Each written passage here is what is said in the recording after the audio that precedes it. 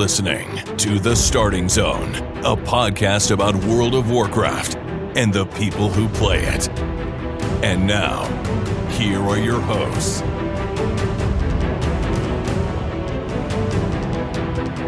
Well, hello and welcome to The Starting Zone, the podcast about World of Warcraft, the people who play it. Today is December 6th, 2023, and my name is Spencer Downey. Thank you so much for listening and subscribing to the podcast. I am joined today, as always, by my co-host Jason Lucas. Jason, how are you doing this fine Wednesday?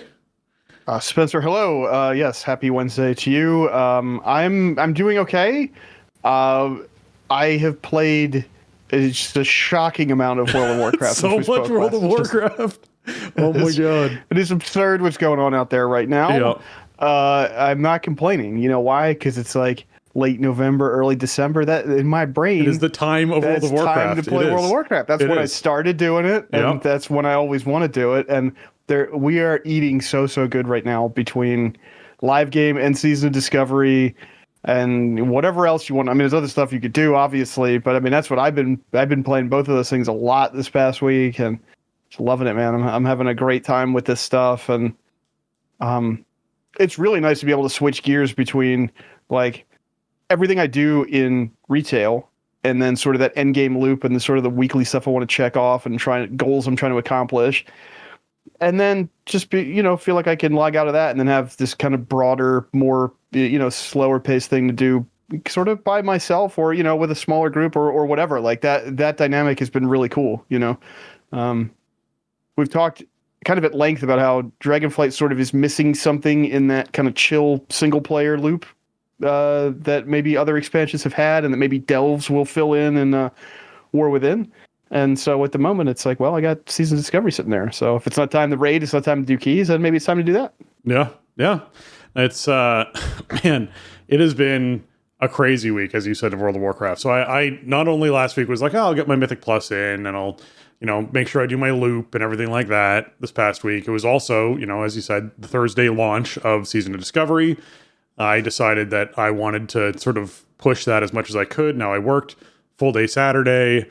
I worked on Thursday, so I sort of got my jump Thursday evening and then into Friday full day, and then I did Sunday. I was 25 by Monday, so I pushed pretty hard, and I actually was able to get into the raid, which reset on Wednesday. So Tuesday night I actually got into the raid and was able to actually see the raid, which was great. We cleared the raid, which was fun. Man, it has been a whirlwind. Geez, I have so much to talk about Season of Discovery. There's so many things. First of all, at my vault, because everyone likes hearing about vaults.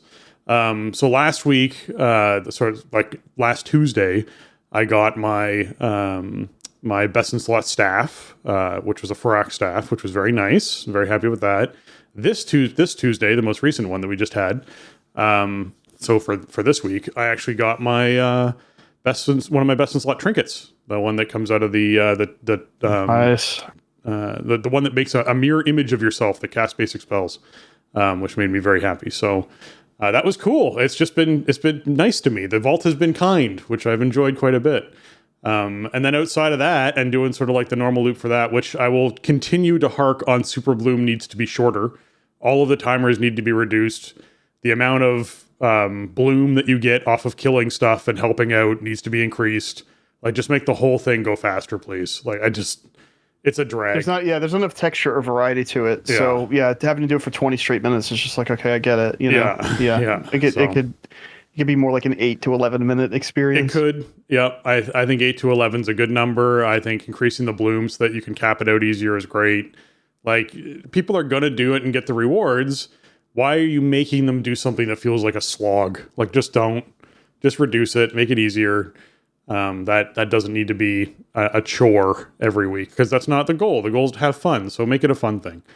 So I'll hark on that. That's my live game stuff for the week, I guess, that I'll hark on for the Season Discovery, man. Okay. So, first and foremost, 1 hour Hearthstones are a thing inside of Classic. Use them wisely. Yep, use them wisely. There are a lot of quests. I'm leveling a druid, so I brought Triage, my Resto Druid, over. I leveled him as Balance, and then I've switched over to doing Resto, and so I was max level and actually healing stuff for people regularly. Now you can sort of at level 25, like every class kind of does everything because the talent points aren't making like a huge difference, right? So runes make the biggest difference. So right off the bat, you find a rune early on for Druid that makes your Wraths not cost mana.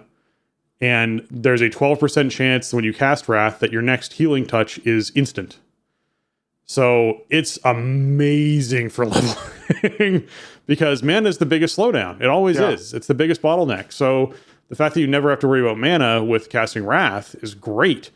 You get the Sunfire rune early on as well. If you go down and track that out, that's right near Teldrassil as well, just in the southeastern area.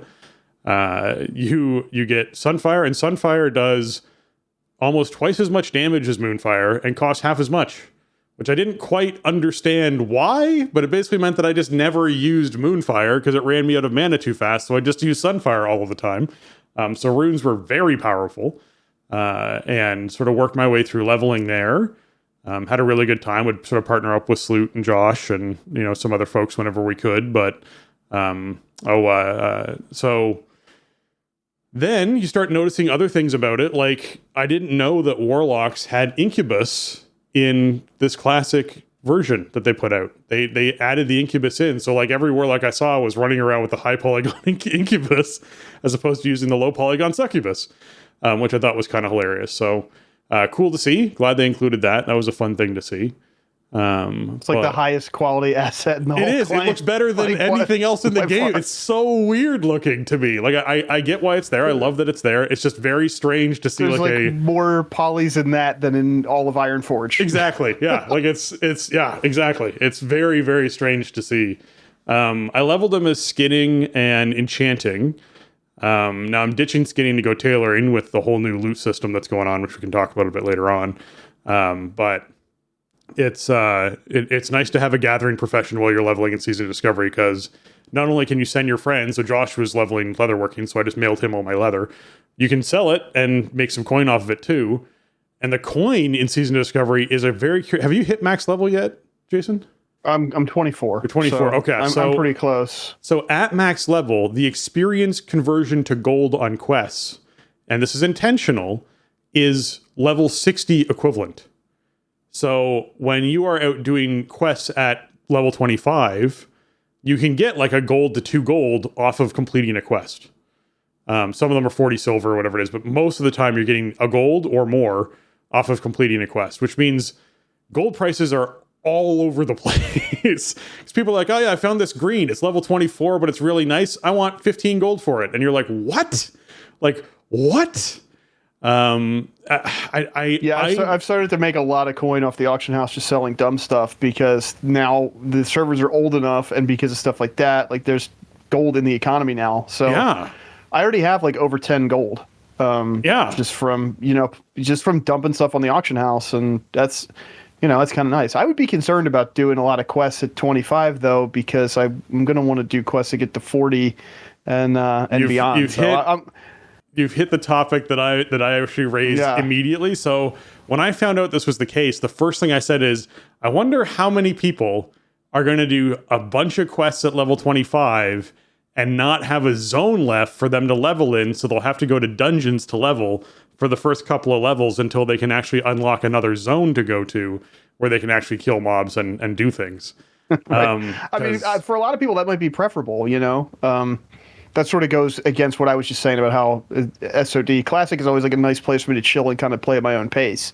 So I wouldn't want that. But I mean, hey, that's certainly an option, and if you're raiding and stuff, like you're going to have good ass gear to go in there and do the dungeons. So the dungeons aren't going to be too much of a problem to level up with. But that's my immediate concern, right? I mean, I'm a vanilla player. I'm an OG, right? I've been around. I have concerns about leveling through the 40s and stuff, I want to make sure I have plenty of stuff to do, especially playing a warrior. So that seems to me, that's scary, right? Because I'm like, I'll just make gold some other way. I need those quests. I need the doable quests all over the map. Well, the nice thing is, because it's a conversion on experience, you can go back and do, like, if you leveled up over in Ashenvale, you can go over to Westfall, knock out all the Westfall quests, which are practically gray, if not green, and get That's true. a ton of they're not gold gonna be coin worth out of any doing that. XP anyway. Yeah. So you can do a lot of older quests and go to other zones and get that kind of stuff. That's an advantage. Personally, my strategy is I've left the wetlands alone. I'm just not touching it. The wetlands is going to be my leveling zone, and then I'm going to go north over up to Hillsbrad and that kind of area, the Arathi Highlands and Hillsbrad, to do my leveling route. Because we found out it's going to go up to 40 is where the next level cap's going to be. So that to me is my plan. I'm just leaving that area alone, and I'm going to clear out a bunch of other stuff. So right now I'm working my way through Duskwood, which is another good leveling zone, to just clear out a bunch of stuff there to get a bunch of experience and a bunch of coin really at this point, to be able to afford to buy anything, because everyone's selling stuff for so much coin. It's kind of hard to keep up with the economy. So I don't know if I love that or not. The one thing that'll be really nice about the economy is it's going to find a balancing point, because they did this, because there won't be as much inflation when the next chunk of content comes out, because everyone's going to become gold starved, because there'll be quests that get experience but not coin, because you're not getting that conversion rate when you're actually gaining the experience. So when we see that 25 to 40, there'll be this like lull or dip in the entire economy that then spikes back up again when people hit 40, which will be interesting to see happen. So I think we'll see a leveling off here at 25, not knowing how long this is actually going to be in this state. In phase 1 is what people are calling it, of Season of Discovery. So we'll have to see how that goes. Something I did notice, though, and why I actually have flight points up inside Hillsbrad, because I had to run to South Shore, was I was trying to get my Wild Growth rune, which if you are a Resto Druid and you have not gotten the Wild Growth rune yet, go get it, because it's phenomenally powerful. Oh my goodness. It is essentially like casting a healing touch on every single person in your group. It is the version of Wild Growth that ticks quickly up front and then slows down over time. And it's for the raid, it's hugely, hugely valuable, because there's a lot of AoE abilities, and basically it's able to be like Wild Growth one group, 8 seconds later Wild Growth the other group. You're like, this is great. So definitely keep that in mind. But when I had to go up to South Shore, the Wild Growth rune is surrounded by level 31 Murlocs. So I have a beef. Those top end runes. I have a beef with runes being placed inside areas. This isn't the only one. There's a lot of them out there. Placed inside areas where it's surrounded by mobs that you can't kill or fight. When something's more than 6 levels, because it's 31, 32, more than 6 levels above your level, you literally can't hit it. Like, it's a skull or it's 31 red, and you can't kill it. And if it's a Murloc, you can't just pull one, because it's going to tear off and grab a whole bunch of other Murlocs, or come with a bunch of Murlocs. So you just end up death running, which to me is just, I can't imagine that their entire goal of this system was to just have people death run to get a rune. So I feel like there's some oversights with this kind of stuff. I feel like the rune system was probably developed and put into place puzzle-wise without considering what was around it very much. Because the one that you do to get that particular rune, this is one stage of it, is you have to use swim forms. You have to unlock swim form earlier. You have to use swim form to swim from one island to another island within a short time period, a 2-minute period, to be able to make this swim. So you have to have swim form to be able to make it. And I did it with like 15 seconds to spare, so there is a little bit of leeway there.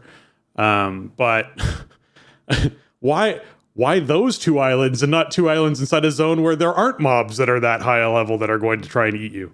It seems strange to me to put runes inside an area like that. I have no issue with runes being challenging. Part of that same rune quest is defending a particular area from waves of level 25 mobs that come and attack. So I actually brought in 2 other people to make sure that we could actually do this together and be able to accomplish it to unlock the rune. I think that's great. I think making that a challenge is a great way to go. I don't understand doing it with level 30 plus mobs. Like, just don't. Yeah, there's a level where it's just too much, right? Like, it's cool to have some stuff that's aspirational or like a challenge to unlock it, because that's very much like Vanilla WoW was, at the time. Yeah. So I think it's all fair play. But yeah, if it's going to be stuff that like you literally can't level up to even be able to hit it consistently, like that's sort of that is maybe not the way to go. Like, it's one thing to make something difficult, and it's another to make it like you said, you have to death run it. Like, that's not really. I don't think people find that to be fun, even if it might lead to like a good story or something. Like, yeah. I don't know. You want to feel like you're accomplishing stuff in the game because you're playing it well, not because you're sort of cheesing something just to make a result happen. Or death run, just you have to death run past it. That's the only way to do it. It's literally like you either have to get into the water miles away and swim from miles away over to these islands, so you avoid everything on shore. And even then, you might run into a thresher in the water that's going to kill you. Or you just run through the murlocs and die, and then run back to your corpse, and then res farther out than the murlocs and hope they don't aggro on you again with a massive aggro radius because you're 6 levels below them. That to me is just one of those like, okay, like I don't feel like that sold as well to me. But I also have to highlight the Horde favoritism that's going on in Classic because everyone seemed to love Horde a lot more. And I don't mean like the player base is choosing Horde as a faction to be more. I'm talking about the fact that there is a level 150 cooking recipe that is Horde only. So it is the only cooking recipe that gives you 8 to stam and 8 to spirit. And it is a 150 required cooking to be able to make. And it comes from a Horde vendor that only Horde can speak to and buy from. Now, I did acquire it because the Gadget Sands auction house is the cross-faction auction house. And someone bought this 5 silver recipe and put it up for 4 gold. And I spent 4 gold to buy it so that I could actually make this food on Alliance side. I've been slowly trying to make my coin back selling the food on the auction house. But it is one of those like, guys, there's some favoritism here. Sharp edges. Well, yeah, I mean, Horde bias confirmed, of course, as exactly. always. We always knew that. Yes, but it is weird how, like, when they were designing that version of the game, that they didn't just put things in 1-to-1. Like, why isn't there just the same thing on Alliance? I know. You wonder how that kind of happened. But there is no 150 cooking recipe for Alliance. It doesn't exist. Yeah, it's just that's really strange. But Horde players, go make some free gold and.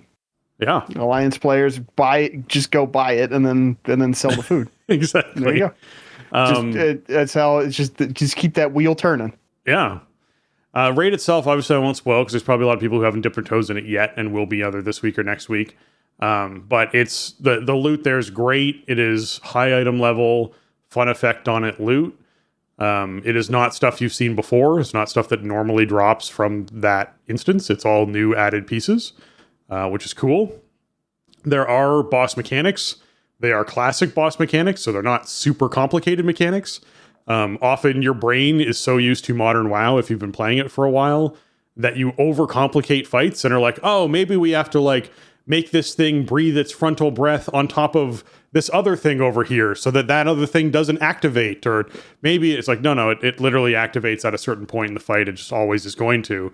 There's no way to stop it. That breath thing it's doing is just the breath thing that it's doing. Like let's remember how simple Classic was here, right? Like, so it was fun to go in blind and have to learn mechanics in the raid and learn the raid. And it was fun to, accomplish defeating the bosses, which took a long time. Like learning the bosses was something to realize. And there definitely is gear thresholds where it's like, this is a DPS race now. You've hit phase 2 of this fight. This fight will now kill you progressively, very, very quickly. There's a boss that puts a dot on people that ticks for over 100 damage. So it just starts killing people. Like, it's like, I'll put a dot on you. You can't dispel it. I'll put a dot on you. You can't dispel it. I'll put a dot on you. And then suddenly it's like, okay, these people are just dying. There's nothing you can do about it. So they do have those mechanics. They do exist. And that is a DPS race. So figuring out when you need to push like that is a thing. There is a item that drops off of the last boss in there that gives you a zone buff, like the Onyxia head kind of concept. And there is the device, if you go to a reagent vendor that they sell, which is the chrono device that lets you store that buff. So if you're someone who hasn't played on the Classic Realm in a while, you can actually get this buff from turning in this item, which gives everyone inside your party or your raid the buff. So be sure you're inviting in all your friends so everyone can get the buff if they want, as long as they're in the city. And then you use this chrono device to store that buff. And so the next time you go to raid, you can unlock it or release that buff and have the 2-hour buff for your raid, which is actually kind of cool. So I dig that and keep that in mind while you're doing all the raid stuff. Man, it has been a blast doing Classic, I have to say. The drive to gear is a really interesting thing because it's like forced twinking for the game, right? That's what Season Discovery kind of is. It's like everyone gets to 25 and they all stop which means everyone's trying to find that like, ooh, there's this staff from Dead Mines. I better go back and run Dead Mines. And Shadowfen, Shadowfen Keep has this like particular chess piece that everyone wants. Let's go get that chess piece. And this dungeon has this thing. Like it's forced into doing that for everyone. And the raid obviously has the best loot, but the raid you can only do once every 3 days. So it's like this like gearing up while also raiding intense sort of compressed space that's got me really into it. So I've been digging Season Discovery quite a bit. I'm going to raid again on Thursday night.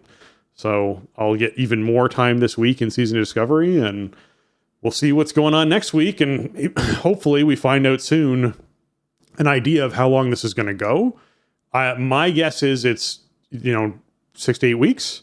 That's my guess for a season. Some people were like, it's 4 weeks before the next thing. I'm like, I don't know. Like people have a lot of different ideas, like you want to give people a chance to play it. I hope it's not 8 weeks either. Like, I don't think I'm going to be able to get what I need to get out of the first phase in 8 weeks. So, we don't have any info on that at the moment, but I guess we'll see. Yeah. We'll have to see what they choose to do. Yeah. 4 weeks is way too short. I mean, and you have so many people coming in to check this out. It's like this entire population is not going to be done with this content in 4 weeks.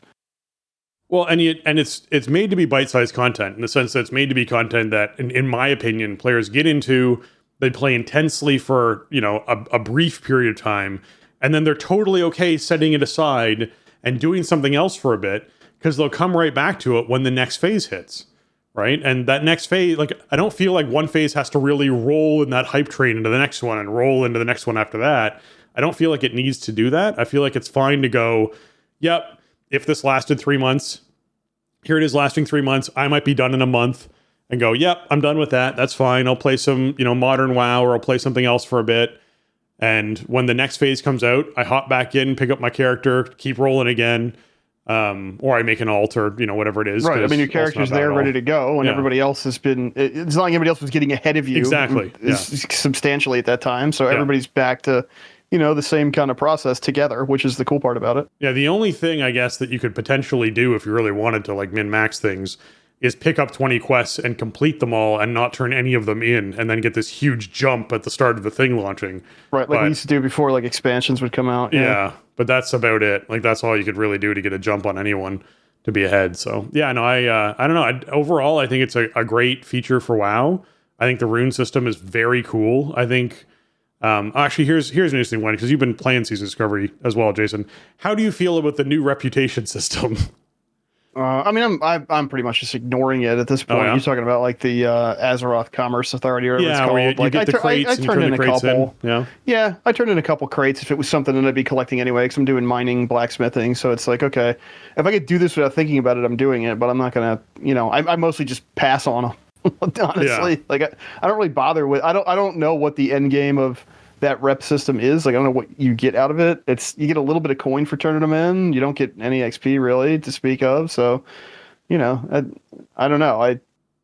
It was kind of an interesting addition at first. It's like, oh, what's this? How does this work? And then I turned it in and I'm like, okay, I got 300 rep and 15 silver or something. Like, cool. Yeah, I could have made more coins selling that, but so every single different class and spec has a rune from that Commerce Authority. So there's one rune that's locked behind it for everybody. So at some point or another, you'll want to actually get that reputation up. I think it's to friendly, and then you can actually get the rune to be able to learn that.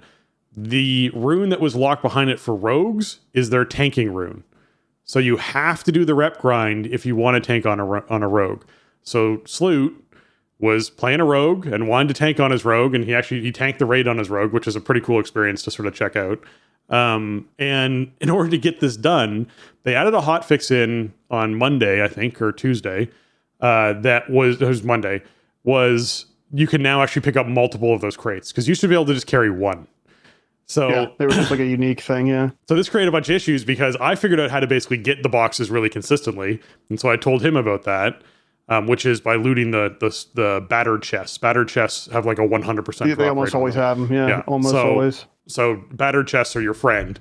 But you can only carry one, right? So you'd have to loot a battered chest, run into a city, turn it in, run back, loot another battered, like total pain in the butt. This is what Ted figured out in his like mythic brain that he has. He is looting the chest, getting the box, choosing to destroy it, does this for a few hours, and then item restores all of the boxes, so they all show up in his mailbox, and he goes to town and turns them in one by one out of his mailbox from item restoring them all.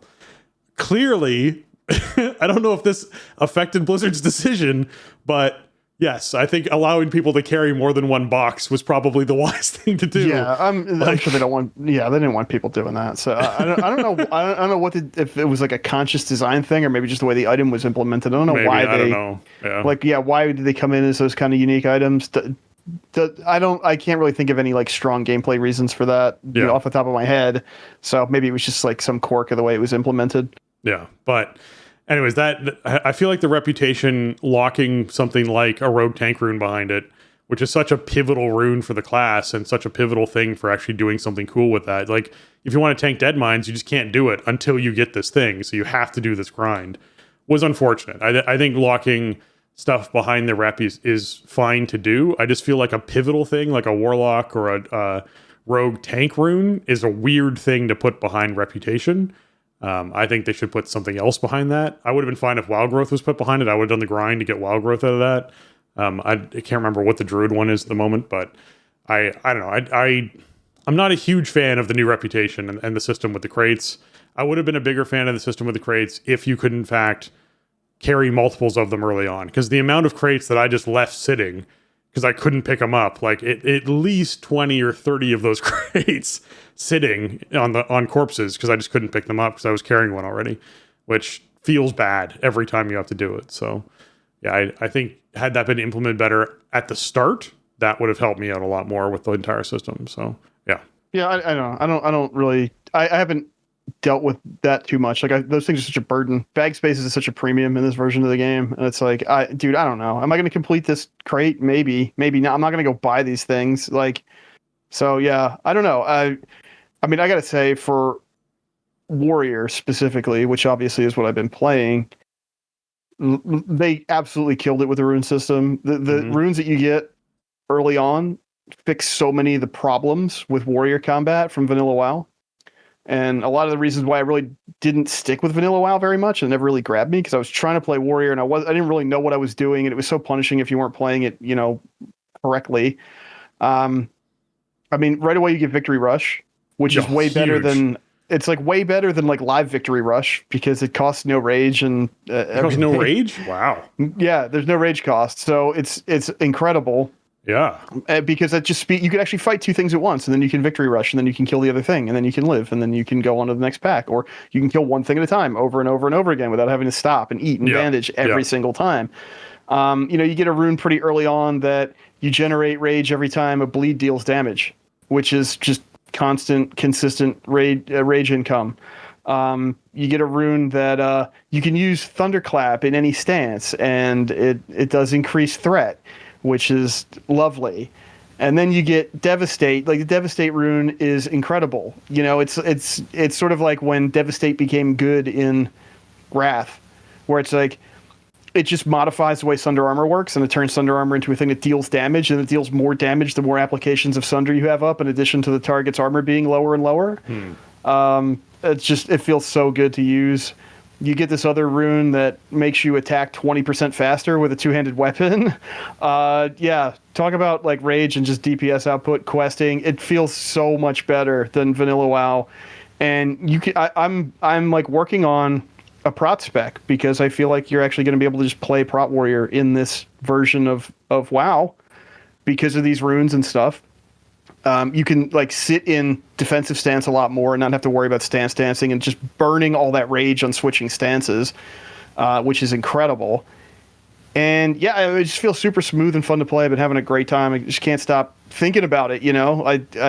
I've put so much time into it, just like hanging out with people and old friends returning to WoW for the first time in many years and playing with them. And it's really cool. It's so much better for me than any kind of content re-release or anything. It's because it's fresh. It takes something familiar and it adds all these cool elements in it that really change up the experience. And I mean, the runes are just genius, man. Like they're so streamlined to use. To just I want to change up my abilities now. Let me just apply these runes. Okay, let's go do the other kind of content we want to do. Whatever. Like very streamlined and simple to use, very powerful and fun. It's just a perfect addition to do something wacky like this, just to mix it up. I mean, I don't know. We're going on for a really long time here about a classic season, and that's not usually what we cover. But like, even if you don't consider yourself like a classic player, you need to play this. I'm just gonna put it that way. Like, it's so good and it's so well done. It's this great fusion of. And I was talking to our buddy Josh Corbett about this over the weekend, because I had to reach out to him, because obviously he and his whole crew have been playing this, of course. Mm-hmm. And I mean, everybody's just so stoked on it. It's like, this is just bringing together all these different corners of the WoW family. And it's like, you have this vanilla content, which is in general rock solid, right? The world design is incredible. It's so immersive and fun. It's really stood the test of time in terms of like how fun it is to go out into that world and do stuff, right? You have that. And then the rune system is this fusion of like kind of WoW greatest hits of stuff that, has come in over the years in various expansions of different abilities or modifiers or whatever. And also this element of like, well, what if you could do this? And just this crazy stuff that we never thought we would see in any version of WoW, like, these different classes being able to tank or, mage healing or something like that. What if we just like swing for the fences with stuff like that? And then we wrap this kind of more modern design sensibility around some of the stuff, like the way the rune system mechanically works, make it really streamlined and fun, make it very flexible. And I mean, I really think there's something for everybody in Season of Discovery. If you like World of Warcraft at all, any kind of version of it, I think you'll have fun with it. I mean, I'm having a blast. When they announced it at BlizzCon, I'm like, this sounds really cool, and this sounds like the kind of thing that would make me want to play it. But I didn't really know how much I was going to like it once I got in there and got to like level 4. Like after a couple hours, it's like, okay, is this still shiny or what? And like, man, it's so much fun. They did stuff that's so smart with this, and hopefully this is sort of the future of what Classic looks like. I don't think the future of Classic is expansion re-releases forever. Yeah. I'm sure there are people who want to play that, but like, this is so much more interesting. Take vanilla WoW and just stretch it in different ways and see what you can do with it, because I mean, there's so much buried in there, man. It's such a big sandbox to play in, and the game itself is so great and so strong from that overall design standpoint. And you start breaking the rules, and all kinds of fun stuff happens. So, I don't know. We could do 2 hours just on Season Discovery this week. But yeah, if you haven't checked it out, I implore you, set aside a night this week or something, make a character, and go have fun with it. I think you're gonna like it. I'm just absolutely loving it so far. Yeah, so I'll say 2 more things about this, and we'll move back into Modern WoW for everyone who's like, oh my god, please move back to Modern WoW. And we'll get into what's going on this week. But all right, so the last 2 things. First is, I do feel like they could accelerate leveling by like 20%, 25%. Would not hurt anyone. I think there are people out there who want to feel like there's a little bit less of a slog. Classic WoW is still Classic WoW. It is a classic leveling experience. It's very chill. It's very mellow. If you're someone who's like, ooh, I just want to get to max level, or ooh, I just want to catch up with my friends who've been playing the game more, it can be a slog, and you can feel like you're alone a lot if you're out there doing leveling, just trying to grind it out. So I will, tell those people, like, the game is a lot of fun. Max level is fun. It is more of the same. The raid is a cool raid to check out. If it's not your cup of tea and it's just not speaking to you, I get it. I do think it's worth trying. I do think they could bump up the leveling just a little bit to sort of help people with that a little bit. I guess it's a season. Yeah. You have eras sitting there. If you want that era leveling experience, or if you want hardcore, whatever, they're sitting there. Yeah, I think they could probably, maybe in future seasons, if they do more weird, kind of off the cuff stuff like this, like stuff that's outside the normal box of vanilla WoW. Yeah. Then yeah, we could maybe crank that dial up just a little bit. Just a little bit. Like not I don't want like 50% or 100% increased leveling. Like we don't need that. I do think like 25% or 20% would feel good enough to be like, oh, okay, you saved me like 4 hours or 5 hours of gameplay, which I think is great to allow me to sort of get to max level quicker, do more dungeons faster, get into stuff, and make it feel more rewarding. So that's something I think I'd like to see. And then I just want to highlight again, like the second thing for me is just how enjoyable it is to have such a vibrant community around it. Like, there's no place that feels totally empty to me. There's lots of people reaching out about profession stuff. The trade channels are just flying with things inside of major cities. There's lots of neat little communities forming around how to get the best pieces of gear and what gear's out there. The rune systems, just absolutely speaking to so many people. about how to different ways to play your class and having different abilities in to have fun with. And the coolest thing, and this will go away, I think, as later phases come out. The coolest thing about the level 25 era that we're in right now is the flexibility you have. I don't feel like there's a paladin out there who couldn't be playing Ret and be like, I'm going to tank for this dungeon and be able to just turn and do that, because you have all the skills to do that. The actual talent tree is cheap to reset. They intentionally made it cheaper to reset if you really wanted to do it, but you don't even need to. In so many cases, level 25, you really just don't even need to. So swap the runes. The runes set up your job. That's the biggest thing. Yeah, like, that's really how it works. So it's really nice to have that flexibility of, hey, you know what? I leveled up as balance. I'm just going to go resto, swap some runes out. Okay, yes, this is feeling good. Okay, I'll actually do the talent points too, which I hardly notice. Like the biggest thing is if you unlock a skill, like I unlock Insect Swarm by going over down the resto tree, as opposed to, having some reduced cast times on Wrath and whatnot. I now have another skill that I can use. I think that's neat to see. It's a little weird to sort of be like, where's my helm? Oh, wait, well, there's no helms for anyone till level 26. Oh, wait, no, but there is. On Horde side, there's a helm with stats that drops off of this particular mob that only Horde people can kill. Horde favoritism.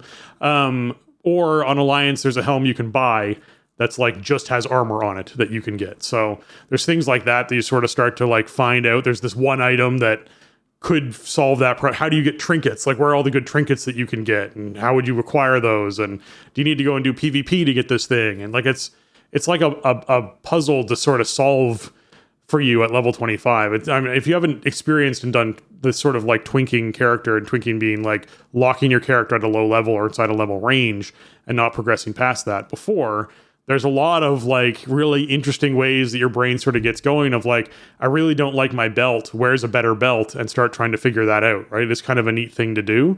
Or buying greens off the auction house because they're upgrades for you feels really strange, but yeah, like a lot of people do the raid in greens, and that's fine.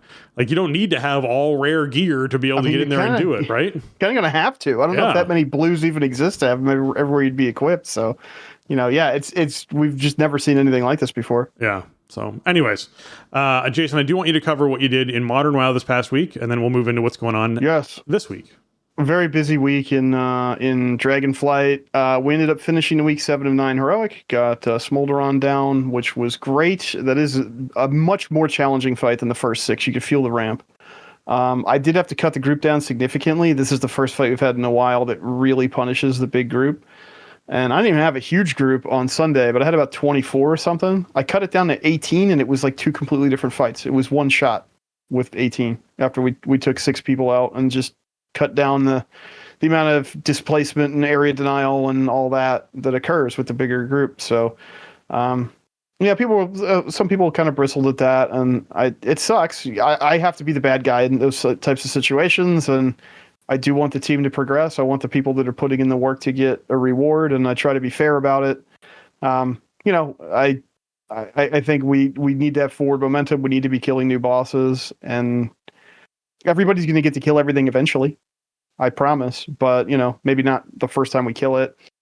And we actually had some time to look at a heroic Tindral, which seems okay. It wasn't like, oh wow, well, this is going to be a huge problem. I mean, we got to phase 3. I think we got to like 18% or something on our best pull, so we were getting there. But it's just the damage ramp gets really, really out of hand when you get the seeds on heroic with the debuff and everything. So I need to set up like immunity rotations and stuff and make sure that all happens. But I mean, raid has been super fun. I can't say enough good things about Amir Drasil. This is the only pain point I've really had is the group scaling thing with Smolderon on heroic. It's just very punishing.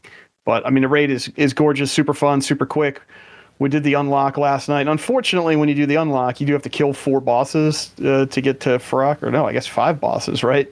It's the unlock is not much of a skip, but there's almost no trash, so you could do it. You could still do it in like under an hour to just run straight through. That was cool, but no axes yet. Keystones, I did about 8 or 9 last week. I did a lot, and I did a bunch last night. I hit Keystone Hero last week, so I got that. I got the cosmetics unlocked. After last night, I ended up north of 2,600 ratings, so that's really good. I'm starting to get I'm encroaching on where I ended up in season 2.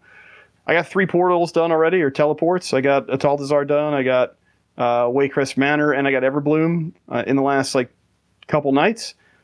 Atal I did at the end of last week. Waycrest and Everbloom were this week's rotation, so that feels good. Starting to check that stuff off the list.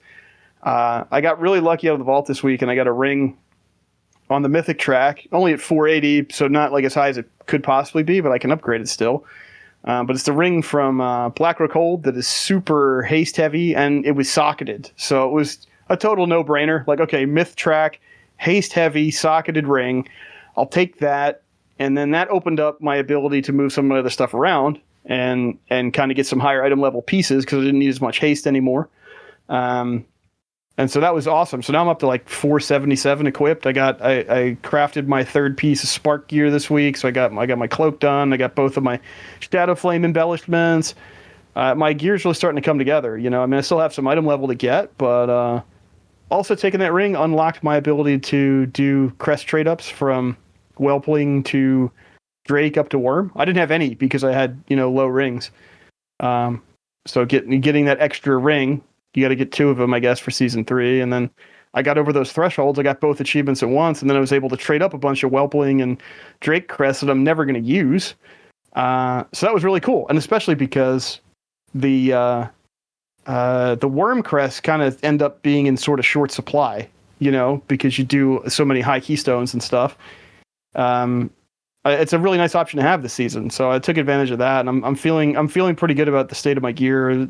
I have a couple things maybe to chase, and obviously I hope I get the axe and stuff before too much longer while I can maybe mess around with it. But I don't know. I don't feel like gear is holding me back for anything I'm trying to do right now, which is pretty amazing after 3 or 4 weeks. So, really, it's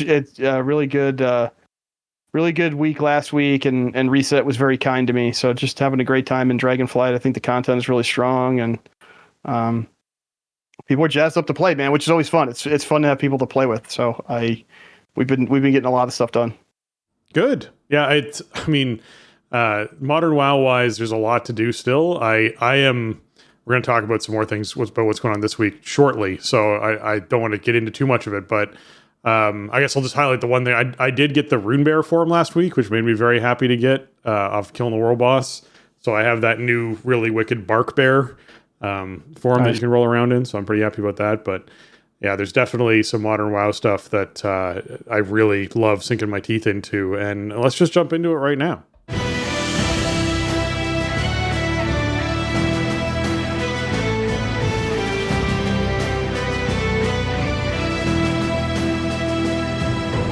All right, man, oh man. All right, this week in World of Warcraft, we have the Dragonflight Dungeon event going on. The Sign of the Warrior buff is up, where the final boss of each Dragonflight Dungeon awards an extra item when defeated. If you complete a quest for 4 of these dungeons, which you can pick up in Valdrakken on Mythic difficulty, you get yourself a cache of heroic Amir Distilled treasures. Great way to get yourself a nice, juicy piece of gear out of the raid, if that's something you're looking for. This is a high item level piece for folks that are out there. So if you just want to run 4 Mythic Zeros, it's a great way to get a piece of gear. If you're someone who is doing Mythic Plus, just pick up the quest ahead of time, and chances are this is going to be something that is a nice high item level for you. For, at very least, you could maybe catalyze it. There's things you can do with it. So if you can't equip it right away, or it's not the best thing for you, then that's unfortunate. But chances are you'll find something good. This is early enough in the raid launch. Yeah, definitely nice benefit this week. This could be a game changer if you get lucky enough. I guess one thing to point out, I saw somebody in Guild in ZTH that was confused about this yesterday, and it was kind of comical. You have to do either Dragonflight Mythic Zeros or Season 3 Keystones. Yeah. You cannot go to Warlords of Draenor and set the dungeon to Mythic and run through it by yourself and then go get a heroic piece of Amir Distilled gear. Doesn't work that way. It's got to be current stuff. It's, yes, it can be Keystone. So Everbloom is a Warlords of Draenor dungeon, but you're doing it on Keystone. So that counts. It can be Mythic Zero Ruby Life Pools, but it cannot be something from prior expansions if it's on Mythic Zero. Exactly. All right. You also want to pick up your Aiding the Accord quest inside Valdrakken, and you choose between this week's Super Bloom or World quests.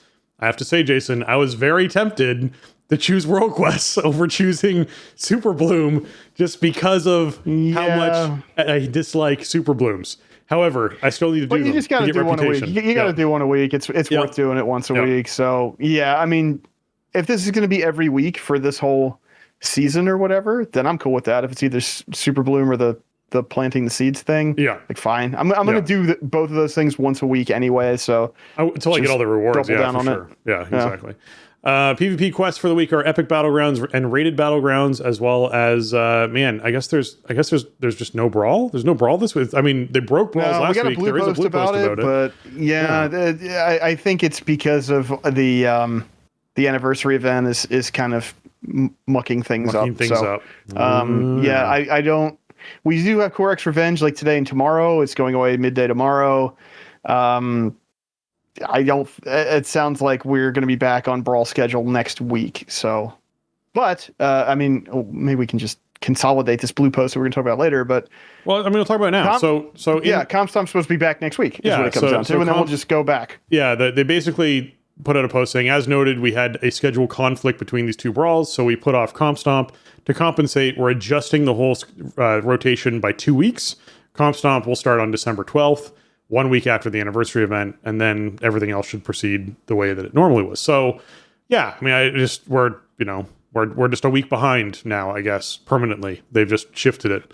It's cool because we don't miss Compstomp, which is kind of what I was afraid was going to happen. Yeah. It's just basically we took a 2 week break or whatever from the Brawl, maybe a 3 week break from the Brawl rotation, and then we'll be back on the regular schedule after this week. Yeah. Okay, we also have the world boss, Oristar the Hibernator. This is the one that has, you can get mounts off this boss, you can get druid forms, you can get, transmog, you can get 441 pieces of loot that can be catalyzed into tier pieces, as well as a haste first neck. So be sure that you're knocking out the world boss every week. Lots of stuff there for you to want to grab. Mythic plus affixes, we have Tyrannical, Storming, and Raging, meaning bosses have 30% more health, and them and their minions deal increased damage. While in combat, enemies periodically summon damaging winds, and non-boss enemies enrage at 30% health remaining, temporarily granting them immunity to crowd control effects. All right, as far as a Tyrannical week goes, this isn't the worst. But I will say storming can be complicated in a lot of rooms. Waycrest Manor is not your friend this week with storming. It just isn't. Those rooms are all like the outdoor tree boss is the only boss that is going to be a decent boss to have storming on inside this. And even then it's not great. Because all the indoor bosses, the witches are going to suck with having storming going on inside that room. There's already a lot of damage going out, having people be interrupted or knocked up in the air and taking a little bit of damage. Not fun. Having the storming effect during the feast boss, I cannot imagine having it inside that boss. There's already so much going on and dodging and having to avoid his 3 slams that he does, and you have a tornado and it knocks you in the air and you get slammed. That's not going to be fun. And then the last boss room is another small room that's actually even angled and shaped like a tornado, which is not going to be fun when you have these things coming out and you're trying to deal with the little ads and trying to throw a vial onto their corpses and people are getting bounced around. So not the best storming dungeon, just keeping that in mind. The other one that sticks out for me is Blackrock Hold, potentially having some tricky spots with storming with a lot of staircases and stairwells. If you are getting, because someone's still in combat, storming things spawning in the stairwell while the boulders are coming down, oh my god. Just be aware of it. Those are the two that stand out to me in a big way in my head when I think about storming inside this. But I don't think it's a terrible Tyrannical week. Raging is going to be something that's just a non-affix for Tyrannical. Storming inside a lot of these places is almost a non-affix as well. So I'm hoping that this is a good week for folks for getting their Tyrannical stuff going. I really want to hear about people's experiences with Keystones level 16 and above in Everbloom and that second boss and what that feels like and how people are doing with that.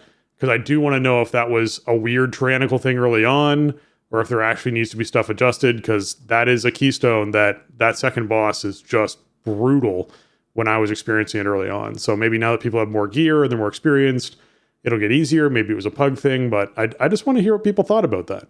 But how are you feeling about these, Mr. 2600 rating on these keystones? I think this is a good tyrannical week. I mean, I think you said it pretty well. I would say I did Waycrest last night, and I did not have any problems really. Good.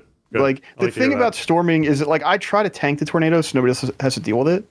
Because it's a relatively minor disruption to a tank, right? Like, I don't get moved too far. I'm usually still in melee range of the stuff that's meleeing me. And then nobody else has to deal with it. So I try to keep it out of people's way.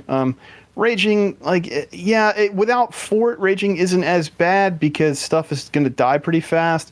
But, you know, it is still something you can counterplay around too. Like, it might be worth a soothe if something's like chain casting or has some particularly nasty thing that needs to be stunned and you can't stun it. So keep that in mind when you're building your comp.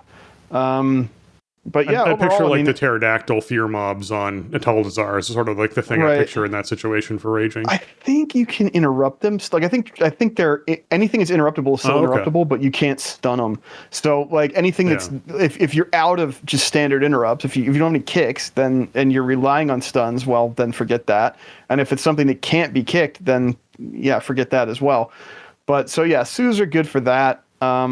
I did Everbloom last night too, and second boss was definitely the hardest part, but it was doable. The thing was to just nuke the nature boss and keep the abomination out of the way, kind of, and just have like ranged interrupt set up for whenever the water guy was going to heal, and just kind of chip away. You know, it took like, I don't know, it was like a 3+ minute fight probably, but we did it relatively safely. It took forever. But I mean, I was in there with one of my absolute superstar guildies, who is like probably the best World of Warcraft player I've ever played with in my whole life. And he was playing Demon Hunter, which took a bit of a nerf this week, but is still pumping away. And we had an Augvoker in there who was just activating him in the Warlock.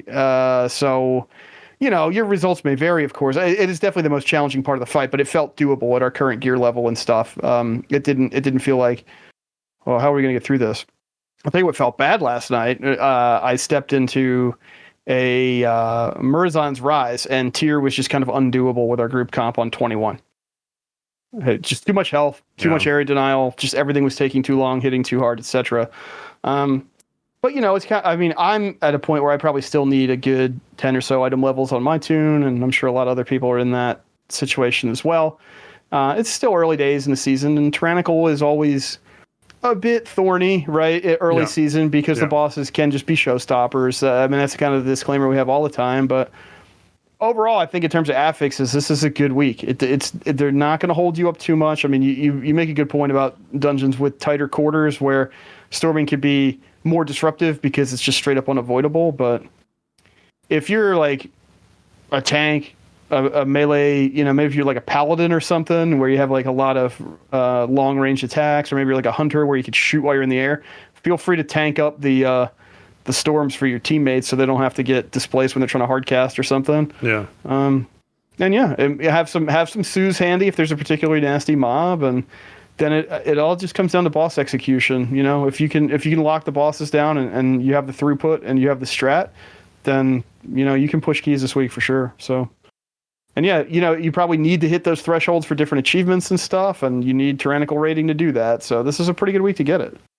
Yeah, you have to take advantage of these tyrannical weeks when they pop up to be able to do that. It sounds like you took advantage of last week's Fort Week, getting your three portals and whatnot done for you and up to 2,600 rating. So when these good weeks roll around, we're only going to get so many of them during a season, so you have to take advantage when you can. And this is a decent week for tyrannical for you to get in there and try it out and try and push some numbers up for you folks. So definitely check it out. All right, the WoW anniversary event is ending tomorrow. That's right, Thursday, the 7th of December. This thing goes away. You lose that 19% buff to your reputation and experience. You lose the ability to have your alts parked down in Caverns of Time, turning in the question quest over and over again, the little quiz quest that they have down there over and over again. I have gotten 6 levels out of that so far, which has been great. I think I'll get 1 more level before all of this goes away, which is great. So I certainly enjoyed doing that on an alt, just literally not putting any effort in. It is stackable with Darkmoon Faire, which is currently live. So be sure that you are picking up that as well. I made sure I got both buffs before I did my weekly rotation of things on my main, so I was able to go out and get the Super Bloom and everything else done, as well as the Seeds quest and all of that, while I still had the Darkmoon Faire buff. I would also recommend getting and refreshing your Darkmoon Faire buff before Darkmoon Faire ends at the end of the week on Saturday night, because you can actually get that extra day where you have that extra hour up where you can do things like that. If you really want to, if you're kind of done with Modern WoW for the week, logging out Saturday night with that buff and coming back in on Tuesday and doing everything, you can get the 10% if that's something you really want to min-max. Although you do have to stay offline, which is hard to do right now in World of Warcraft. As far as the anniversary event goes, though, this means it's your last chance to do Korak's Revenge if you haven't done that yet. If you haven't logged in on a character yet and just picked up your, Time Warp badges and that kind of stuff, be sure you're doing that. If you haven't done your Traveler's Log, cheering at, Leroy Jenkins down inside the Caverns of Time, or accomplishing any of those things, like setting off a firework inside Ironforge or Orgrimmar 10 times. If you haven't done those things, to just grab the free Traveler's Log, basically free Traveler's Log points. Be sure you're doing that currency. Be sure you're doing that. It's definitely worthwhile doing. Doomwalker, to get your Azure World Chiller mount. Get out there and kill Doomwalker. It's 100% drop rate for a mount. Definitely do that. You can buy yourself the Illidari Doomhawk or the Doomwalker Trophy Stand toy down inside Caverns of Time if you haven't done that. There are pets and toys and stuff there. Man, there's a lot that you can do. You can go out and kill the classic world bosses for 441 gear if you haven't done that yet this week. Go and do that, because it obviously reset on Tuesday. Get yourself some more 441 gear if that's something you're looking to get. So yes, take advantage of the anniversary while you can, because it's going away tomorrow. So, it's your last chance. Yep. It's one of those weird ones that ends at midday too. It's like 10 a.m. Pacific, so it's not at reset, but it's not at midnight. So you have, as we speak, you have the rest of today, and then until 10 a.m. Pacific tomorrow. So it's kind of weird that it's over already. It's just everything's just been so busy. I didn't really take advantage of this to level or anything. Yeah. I just I got the new stuff. That was about it. I used it to help myself out with the Traveler's Log a little bit. Yep. And that was really all I did with it this year, which is, I don't know. In other years, I would have sat in like Korak's Revenge and like leveled up, or, had the buff rolling and doing the trivia quests and doing all that stuff to try to bang out some levels. But it's just, that wasn't kind of the mode I was in for this one. Well, when you have a new content patch that's as, beefy as the one that we have right now drop, yep, like basically during the anniversary, it really does pull you away from doing those sorts of events, which is unfortunate, because I do have this like really, nostalgic memory of, as you said, sitting in Korak's Revenge and just leveling character after character after character after character and getting all these, time walking tokens, and I definitely enjoy that. It's just the way this landed. There was other fun things to do, and so you had to choose how you were going to spend your time, and you couldn't sit inside Korak's Revenge or kill the world bosses every week or whatever it was that you were doing the way you wanted to do. So yeah, no, I'm with you, man. I definitely did not take advantage. I don't feel like I took as much advantage of the WoW anniversary event as I have previously, but I've still had a really good time. So it's kind of one of those like, oh, that's too bad. Well, I guess there's always next year, right? Like, yeah, it's that kind of thing. It's a good problem to have. And you got to think that next year is going to be over the top, right? They got to go huge for 20. So, it's fine for this to be kind of a warm-up year. Well, we got, I mean, like I said, there's so much WoW stuff to play right now. Yeah. It's not like we really needed anything huge. It's probably better we didn't have anything, honestly, because I have enough WoW stuff I want to get into. Well, and next year, when WoW anniversary event hits, I think we'll be winding down for sure. We'll be the tail end of Dragonflight, and will be just before launch or potentially launching of the next expansion. So I think that'll be a really interesting sort of frame to be in as well. We'll have to see what that looks like for the anniversary event and everything else going on. All right, Darkmoon Faire, as I said, is live through Saturday. It's another great way to get Traveler's Log stuff if you're looking to get some more Traveler's Log currency. And the reputation gain is there as well, with the experience gain for the 10% buff. You can also do pet battles to get yourself more tokens for Darkmoon Faire. There's a lot you can. I think this actually, the Traveler's Log for Darkmoon Faire this time is great, because it's like 3 of the games, like the turtle tossing, the bonking of the gnolls, and something else. It might be riding the carousel or something. All 3 of those things are Traveler's Log, so it's really easy to get some Traveler's Log done with Darkmoon Faire. So be sure you're doing that while it's up. So you can take advantage of that. And as well as, everything else that's fun to do there, including like the, Dance Dance achievement and that kind of thing. If you can spare the time away from Season of Discovery and Dragonflight, current content, which is hard to do, everything's kind of pulling on your time. Yeah. I mean, I think especially Season of Discovery, it's such a moment in time, right? It's so fleeting. Darkmoon Fairy will be back around next month, but we're only in this window of SOD one time ever. So, like I said, it's just, there's so much stuff going on that I sort of just by necessity have to miss stuff that maybe would be a bigger part of my routine. So yeah, it's a good problem to have. Tomorrow only is also the Wanderers Festival. So if you head out to the Karasang Wilds inside of Pandaria, you can get yourself some more Traveler's Log currency by participating in the Wanderers Festival, which involves turtles. So if you like turtles, you'll definitely enjoy the Wanderers Festival. And it's a great way to get, I think it's 200 or 100 currency towards Traveler's Log. So definitely head out there and do that. It's chill. It's not my favorite place in Pandaria.